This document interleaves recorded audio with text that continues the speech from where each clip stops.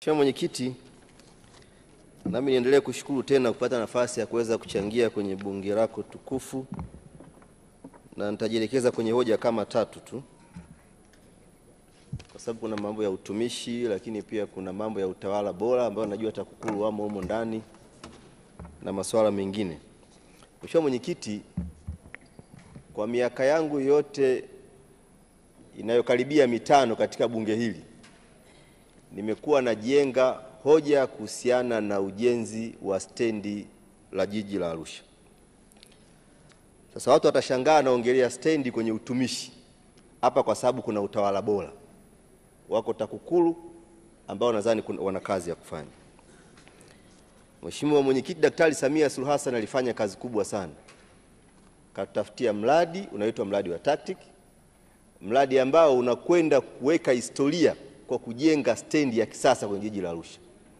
Lakini mchakato wa kumpata mzabuni unavyokwenda unatia mashaka, na ndio maana hapa nataka niwaombe TAKUKURU waongeze sikio na jicho. Ilitangazwa tenda kwa ajili ya kumpata mkandarasi tarehe 19 mwezi wa kwanza mwaka 2024. Mkandarasi akapatikana kwa bilioni 23,591,762 na 64. Baada ya kupatikana huyu mkandarasi, mkurugenzi wa jiji akatoa barua letter of acceptance kwa mkandarasi tarehe 27 mwezi wa 5 mwaka 2024. Mkandarasi huyo alikuwa anaitwa MS China Jiangxi Corporation for International Economic and Technical Cooperation. Baada ya hapo, Mheshimiwa Mwenyekiti, mkurugenzi akapokea maelekezo kutoka ofisi ya Rais TAMISEMI ya kutaka asipatiwe kazi mkandarasi aliyeshinda kwa bilioni 23, badala yake apatiwe kazi mkandarasi aliyebidi kwa bilioni 31 na milioni 36,152. Baada ya maelekezo hayo, ambayo tofauti yake sasa ya aliyeshinda kama lowest bidder na huyu wa pili anatakiwa kupewa ni bilioni 7.4, ambayo ingeokolewa, ingesaidia barabara, ingesaidia vivuko na vitu vingine, na tungekuwa tumeongeza heshima kwenye jitihada za Mheshimiwa Rais kwenye kutafuta fedha. Baada ya hapo, michakato ikaendelea, ikaonekana kuna ugumu.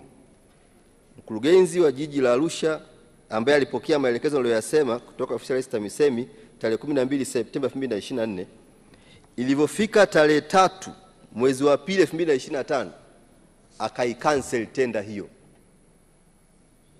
Baada ya kuona kwamba aliyeshinda bid ni ndogo, ukapewa maelekezo, mambo yakatoka katikati hapo, mchakato ukafutwa.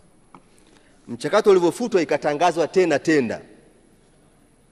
Na moja ya kigezo alisema mkandarasi awasilishe ushahidi kwamba amefanya miradi isiyopungua dola milioni 46. Na aliwasilisha miradi sio chini ya dola 1,147,000. Baada ya hapo tenda ikatangazwa tena. Wakati tayari mkandarasi alishapewa mpaka na notice ya kuwa awarded kwamba ameshinda hiyo contract. Mheshimiwa tenda ilivyotangazwa tena. Samahani Mheshimiwa Mrisho Gambo. Ndio Mheshimiwa Mwenyekiti. Hayo unayozungumza nafikiri yameshapelekwa kwenye kamati ya maadili, yataenda kujadiliwa kule. Kama una hoja nyingine ya ziada naomba uzungumze. Hapana Mheshimiwa Mwenyekiti, hili jambo ni jipya kabisa. Alihusiana na zile hoja 4 za asubuhi, ni jipya kabisa. Naomba nipate haki ya kuchangia kwa sababu hii ni jambo la hilo la soko ambayo unazungumzia. Hapana, sio soko, nazungumzia stand. Ni jambo jipya kabisa. Hiyo stand pia simezungumziwa asubuhi? Hapana, hajaingia kwenye hizo hoja. Hili ni jambo jipya kabisa. Naomba nipate nafasi ya kuchangia kwa sababu TAKUKURU na wizara hii inahusika na basi naomba ujitahidi usiguse jambo lolote ambalo limeshazungumzwa asubuhi na kupelekwa maamuzi yake kwenye kamati ya maadili. Nakushukuru sana Mwenyekiti. Baadaye ikatangazwa tena tenda. Akapatikana mkandarasi mwingine, mmoja akashinda kwa bilioni 30, mwingine bilioni 31. Anataka apewe aliyeshinda kwa bilioni 31, sio bilioni 30. Kwa hapa kuna jambo la kufanya kwa wenzetu wa TAKUKURU kupitia ofisi ya Rais Utumishi, ili tukaokoe hizi fedha ambazo Daktari Samia anazitafuta kwa jasho na damu dunia nzima ili kuwasaidia wananchi wa jimbo la Arusha.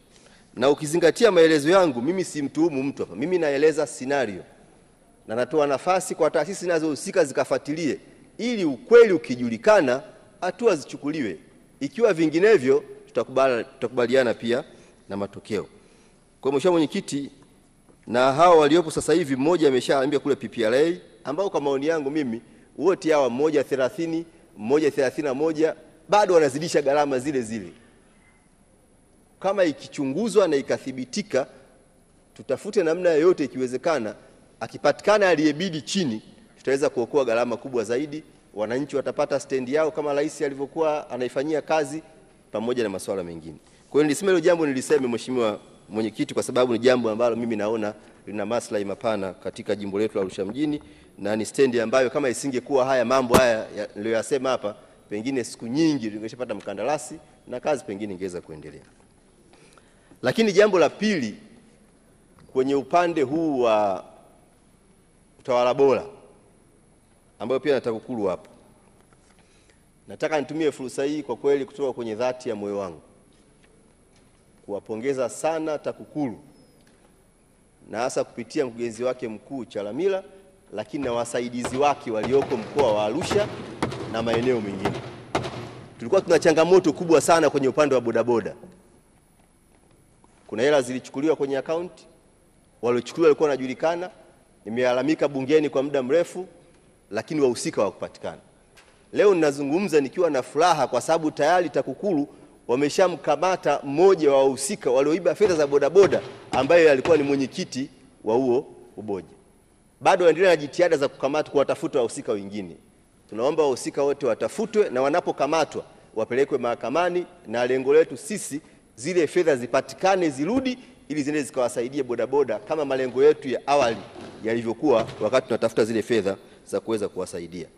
Kwa hiyo napongeza sana TAKUKURU, lakini najua wamefanya haya kutokana na uongozi imara wa Daktari Samia Suluhu Hassan, ili waweze kuhangaika na rushwa na ufisadi kwenye maeneo yetu. La tatu ni kuhusiana na TASAF. Wenzetu wa TASAF, na hili Mheshimiwa Simbachawene unalijua vizuri, tulikwenda pale na Mheshimiwa Mhagama kabla hujawa waziri wa utumishi, akaenda na askofu yuko pale, Askofu Sosi, akaahidi kwamba kile kivuko kitajengwa na TASAF, na akatoa mpaka deadline. Mpaka leo kivuko hakijajengwa. Nikaenda kumtembelea askofu, akanipa hizo concern, nikakufikishia Mheshimiwa Waziri Simbachawene, na ukaongea na baba askofu, ukaelekeza kivuko cha TASAF cha Betheli ambacho kwa shule ya msingi kijenge na kijengwe. Mpaka leo bado hakijajengwa. Naomba nitumie fursa hii kukuomba watu wetu wa TASAF wakakipe uzito kivuko kile, kwa sababu kuna shule pale ya msingi watu wanasoma, kuna watu wanaabudu pale kwenye kanisa. Kikitengenezwa kitasaidia sana kuondoa changamoto kwa wananchi wetu wa kata ya Kimandolo, lakini pia na eneo la Kijenge. Kwa hiyo na pia kuna mradi wa TASAF kule Ngutoto Block J, ulipitishwa kwenye vikao vyote vya halmashauri, fedha pia zilipatikana, lakini mpaka leo kile kivuko hakijajengwa, na wananchi walishaambiwa na walishaandaliwa.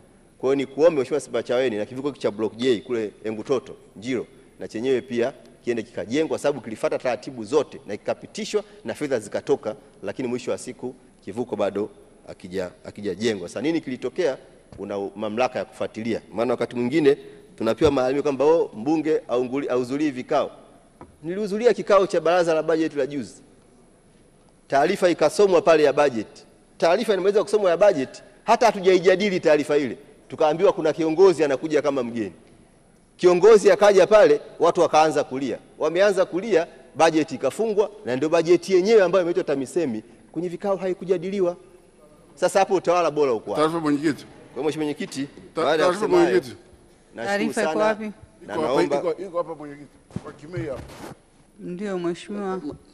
Mheshimiwa Mwenyekiti, singetaka ni interrupt hoja za Mheshimiwa mwenzangu, lakini nataka nipongeze sana TASAF kwamba wamejenga kivuko pale kwetu Samanga kwenda Sebeti.